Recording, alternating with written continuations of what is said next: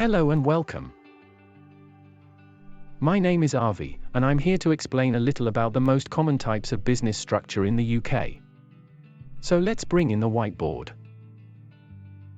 There are three main legal forms for private sector businesses in the UK. Sole proprietorships, often called sole traders, ordinary partnerships, and companies. According to the National Statistics Office, at the start of 2022, there were 5.5 million of these private sector businesses in the UK. Comprising of 3.1 million sole proprietorships, that's 56% of the total, 2.1 million actively trading companies, which is another 37%, and 353,000 ordinary partnerships making up just 6% of the total. So why is it that over half of these businesses choose to be sole traders? Well, it is largely because this is the simplest and cheapest business structure to set up and run. If you run your own business and work for yourself, you are self-employed. This is also known as being a sole trader. To set up as a sole trader, you need to tell HMRC that you will pay tax through self-assessment. You'll then need to file a tax return every year, but you can keep all your business's profits after you've paid tax on them.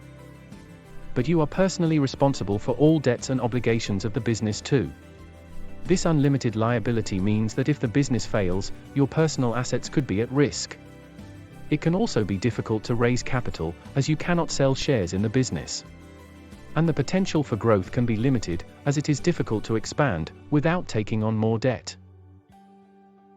The next type of business structure we will look at is the ordinary partnership. We will also look at limited liability partnerships a little later, but those are classed as a type of company, so different to the ordinary partnerships discussed here. An ordinary partnership is similar to a sole trader, but with two or more people running the business together. This can be a good option if you want to share the workload and risk of running a business with someone else. However, you will also need to share any profits between the partners in the business, and like with a sole trader, you are personally liable for any debts that the business incurs. Now let's have a look at companies, starting with the limited company. With limited liability, the personal assets of the owners of the business will be more secure than with a sole trader. This is because a limited company is treated as a separate legal entity, a legal person in its own right. Therefore, the business is entirely separate from the people who own and manage it.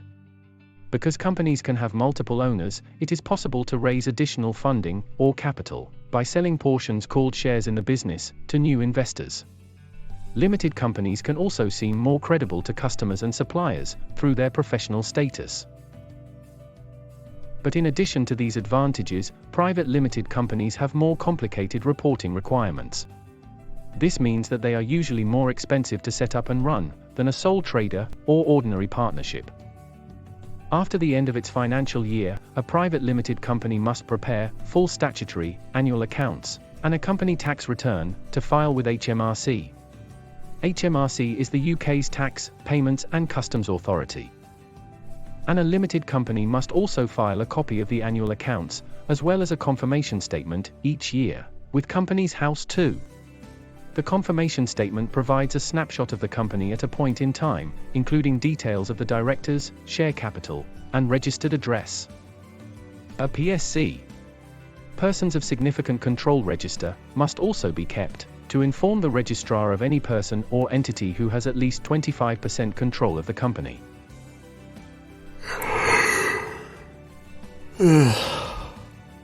Sorry. That bit always gets me. Okay. So finally, we will have a look at limited liability partnerships. These are also known as LLPs for short. An LLP is a hybrid between an ordinary partnership and a limited company. You can set up, incorporate, a limited liability partnership, LLP, to run a business with two or more members, and a member can be a person or a company. Each member pays tax on their share of the profits, as in an ordinary business partnership, but isn't personally liable for any debts the business can't pay. But at the same time, members have responsibilities to keep records of and report, accounting and company information, similar to those of a limited company. So costs to set up and run an LLP will be higher than those of an ordinary partnership. Well, that's everything I wanted to cover this time. So let's lose that whiteboard. I hope that has given you an overview of the main types of business structure in the UK. There are some links below, but always do your own research before deciding which might be right for you. Before you go, remember to like, subscribe, and click the bell icon to get notified when we post more content like this. Thanks for watching. See you again soon.